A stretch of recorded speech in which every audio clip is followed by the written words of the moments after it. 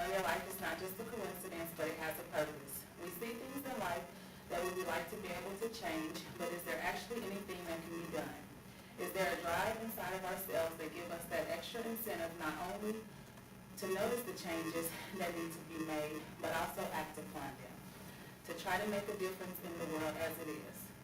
Asa Philip Randolph went with his instincts to make a difference. I've become interested in Asa Philip Randolph because my mother is the president of Oklahoma chapter. I would always get like free pens and t-shirts and, just all kinds of free stuff, but I never knew who he actually was. So today I'd like to discuss with you how Asa Philip Randolph went from a name to an institute. Also how he used his drive to make differences in America, and tell you the story about his many defeats and victories. Asa Philip Randolph has made significant changes in our world, fighting for human and civil rights for all of the disinherited of the nation. He was the second-born son on April 15th of 1889 to Reverend James and Elizabeth Randolph in Crescent City, Florida. When he was 2 years old, the family moved to Jacksonville. As a child growing up, Asa was greatly influenced by his father.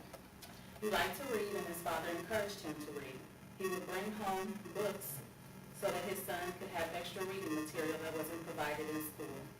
By age 14, he was accepted to Jacksonville's Cookman Institute, a high school which was established by Methodist missionaries after the Civil War. In school, he was very popular with his classmates. He was the lead singer in choir. He was the star of the baseball team, and he was an excellent speaker, unlike myself. He graduated from Cookman in 1907, and he finished top of his class. He continued to live in Jacksonville after he graduated. He tried many different jobs, working in insurance, at a drugstore, grocery stores, and even construction. But he became very concerned about the lack of opportunities in his hometown.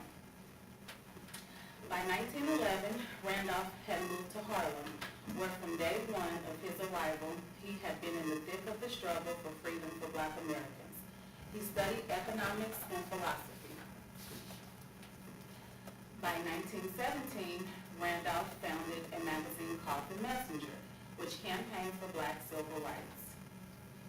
In 1929, he became the president of Brotherhood of Sleeping Car Porters. He built it over the next few years into the first successful Black trade union.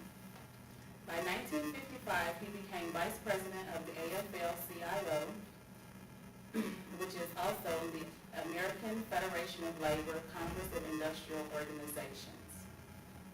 After many years of his struggle to improve human rights and civil rights, not only for African Americans, but also for poor whites, Puerto Ricans, Indians, and Mexican Americans. By 1963, Randolph headed the famous March on Washington for Jobs of Freedom. It was a great success and estimates between 250,000 to 400,000 in attendance. The final speaker was Dr. Martin Luther King, and he presented his I Have a Dream speech. In his final years, he worked closely with Bayard Rustin and created the A. Philip Randolph Institute, a national organization for Black trade unions. A. Philip Randolph Institute's mission was to fight for racial equality and economic justice. As you can see, Randolph was able to overcome many challenges in his lifetime to pursue a passion for human equality and rights. Asa Philip Randolph has made a mark in history. He was a true activist and paved the way for many activists after him. I found a quote on www.biographies.com. Randolph once said, "A community is democratic only when the humblest and weakest person can enjoy the highest civil, economic, and social rights that the biggest and the most powerful possess."